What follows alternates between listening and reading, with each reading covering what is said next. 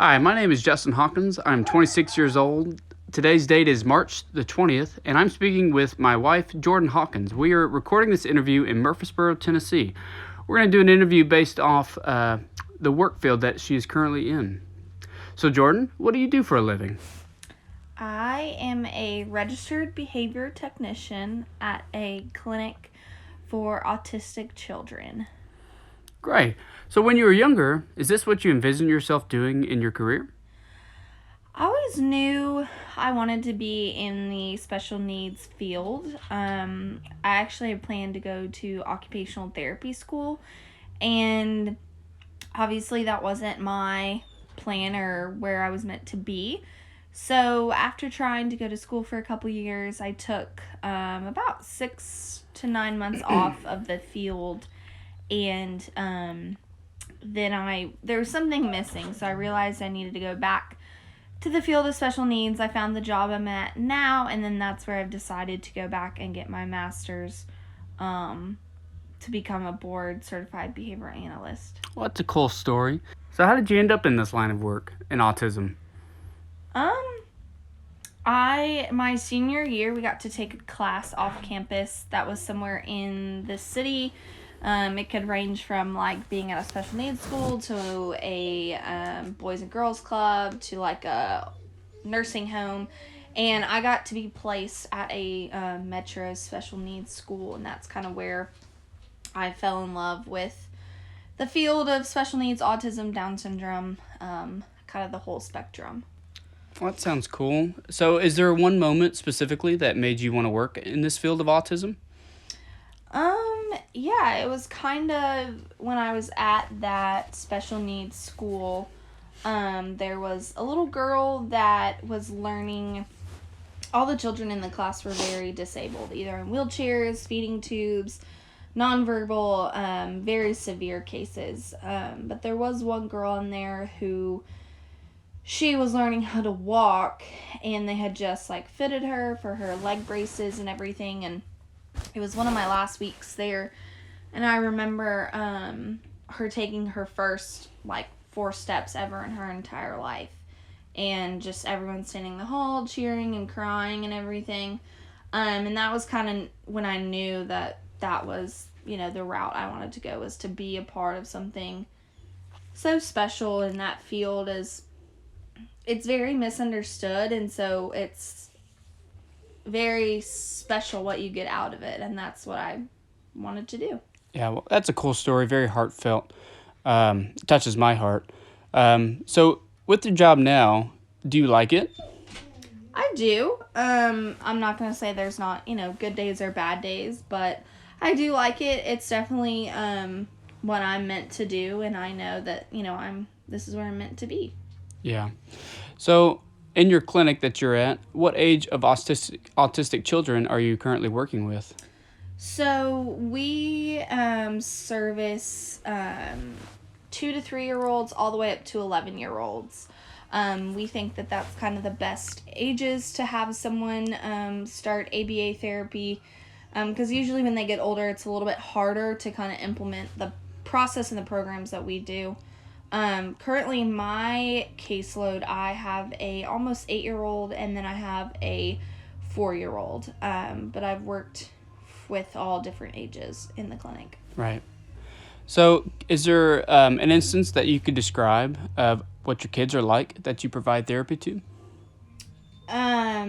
So basically my caseload, I have 2 kind of different kids on the spectrum. My kid in the morning that I service is nonverbal. He can speak, but it's usually about 2 words. He does have like a talking device that he uses mainly for his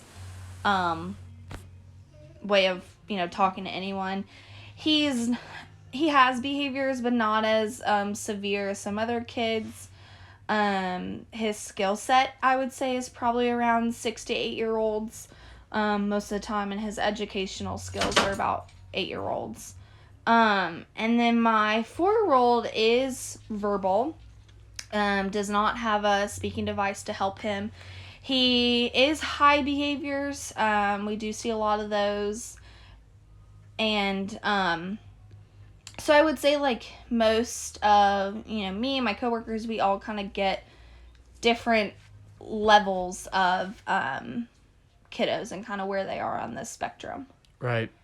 So I'm sure there can be tough times and good times while working there. What is something that keeps you going every day with these autistic children?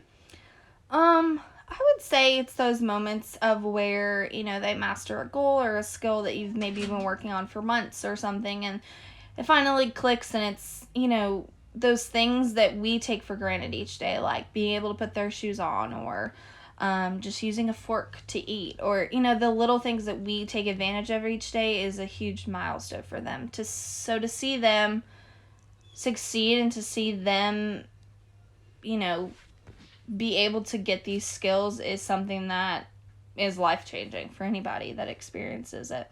Right. So what are the good times like in your field? The good times are, those moments when they do hit those milestones, or even though it's sad, they get discharged from our clinic because they're able to go into a more traditional school setting. That's a huge moment. So those days that, we're sad to see them leave, that's those days that we're like, they're ready. So those are, those successful moments that we see in the clinic. Puts a smile on your face, kind of like that. Yeah. So what about the challenging times? What are those days? What can they be like? They can definitely be very taxing and very, it can cause a lot of burnout to people in the field.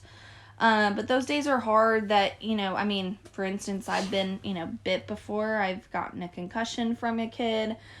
Those days are hard because you want to give up, but you can't, because you have to realize, like, they're not doing it to you. They're just doing it because they don't know how to express whatever is causing the behaviors. So you have to kind of disconnect that personal ness from it and just realize that you're helping them in the end. It just may be some rough roads, and days ahead. Right. I mean, that does sound tough. So kind of leads into my next question. So when times have been hard, have you ever felt like giving up? Yeah, there have been days where I've come home and I've not want to go back to work the next day. But then I try to hone in on those moments, or, looking back at those successful days that are important, that make me keep going back each day. I'm not going to say it's not easy, but it's definitely, there's good moments to find when those hard days happen. So right. So you will have successes, and would you say if you have a success, that definitely outweighs everything that you've had for challenging times? Oh, yeah, for sure. When, my kid in the afternoon started talking and speaking and saying his first words and understanding, it was life-changing because he had never spoken before. So, those moments are what keeps you going even in the hard days. Yeah. Well, I can clearly see your passion that you have for this field of autism. So just kind of from here, where do you see yourself going? So I will finish school in about 3 semesters, so May of 2023, and then I plan to either stay in a clinic setting or maybe go into a school setting, see a little bit of a different atmosphere in the field. So you're in school. What exactly are you going into school for? So the program is a master's in behavioral analyst, and then I will eventually graduate and take my boards and become a board sort of certified behavioral analyst. Oh, okay. Well, that sounds cool. So obviously you're working and going to school. Is it very challenging to balance that? It can be, but I think, with my husband being in school and kind of us being in the same road together, it's very helpful. But I also have a lot of support system at work. A lot of my friends and coworkers are in school at the same time, so it's pretty easy to manage. Okay. Well, that sounds great. It's kind of my last question here. What kind of advice would you have for those who are thinking of or wanting to work in autism? I would just say, knowing that there are going to be hard days, don't let it affect, your overall feeling of the program. Just, stick those hard days out and realize that the good days outweigh the hard days. And know that you're not alone. We've all gone through it, and so there's someone out there that feels the same way as you. So just stick it out, especially if this is something that you're meant, to be in and have the heart for. Well, I really appreciate you doing this interview with me. Your passion is definitely palpable. It definitely seems tough to work in this field and takes a very special heart to do what you do. But I know the success will come your way once you're done with school. But thank you so much, and I appreciate it. Thank you.